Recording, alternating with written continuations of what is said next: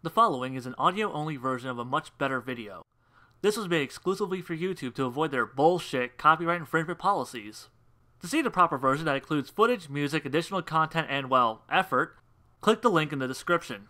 The idea of taking an older property that's either been forgotten or that's just run its course and slapping a fresh coat of paint on it is something that we've seen many times before. Sometimes digging up these relics from the entertainment industry results in striking gold, and other times they just hit a septic tank. As for Cartoon Network's reimagining of the classic ThunderCats series, I'm pleased to say it falls into the former category. Considering I've already done 3 analysis videos, and I've been keeping up with most of the information that's been released, I went in with a good idea of what to expect. Even so, that didn't stop me from being surprised by some of the things they pull in this pilot. For those who haven't seen it and don't want any spoilers, this is not the place for you. Just letting you know, you've been warned.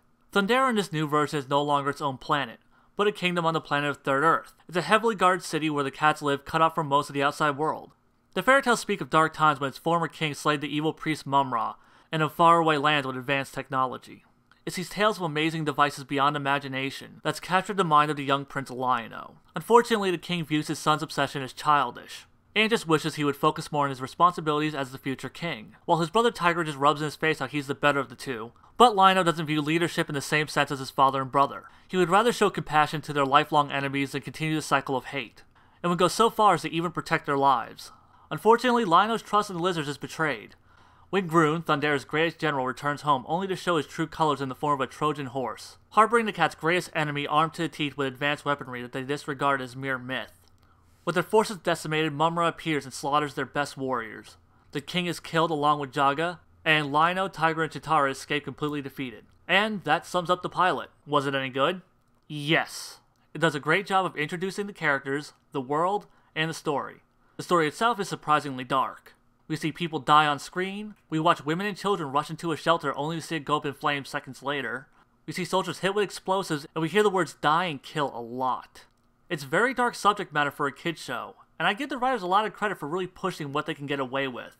As for the characters, from just a little bit of time we get to spend with them, we get a lot of development and personality from them, with Tiger easily being my favorite character in this reboot, which surprised the hell out of me considering how much I hated his character in the old series.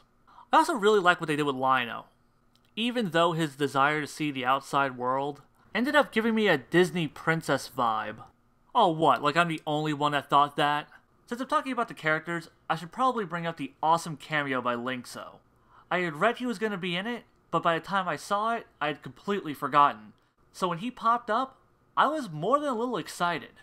The character designs, though they threw me off when I first saw them months ago, have really grown on me. The only thing that bugs me is the fur on them, and that's because I just lost at least 5 arguments about how Chitara's not a furry. So thanks a lot Cartoon Network for ruining my earliest sexual fantasy and getting me lumped into the same category as these people.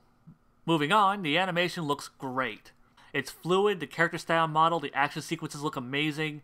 Even the animation error I pointed out in the trailer was fixed in the final version. The CG is fine.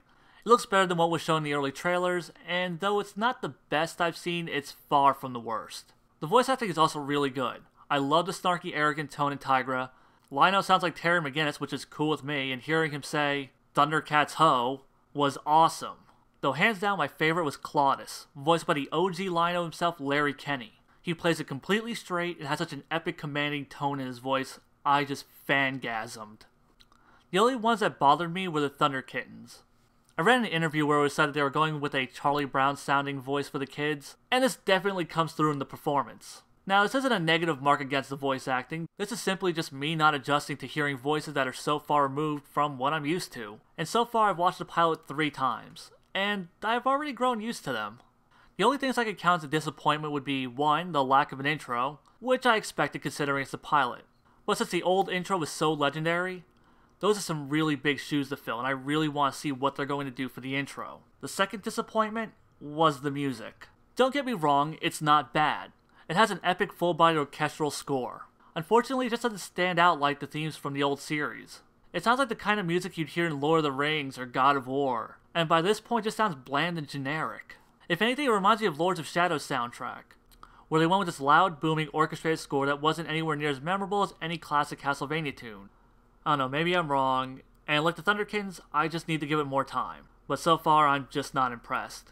Now it's obvious there are some major changes in the series, and that fanboys are going to piss and moan about it, like Thundera being part of Third Earth, Lino not being a man-child, Snarf not talking, Jaga being a wizard, Gru not being a ghost, and to all of you, I give a heartfelt shut the hell up. Yes, it's different. That's the whole point of a reboot. You take a pre-existing concept and you reinvent it in a unique and creative way.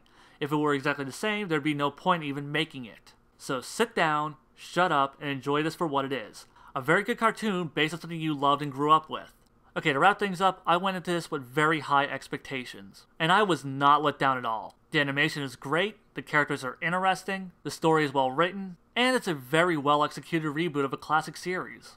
Now if they can keep this going and improve on what they already have, then this series is easily going to stand alongside the greatest cartoons of the last decade. Well, that's my first impressions.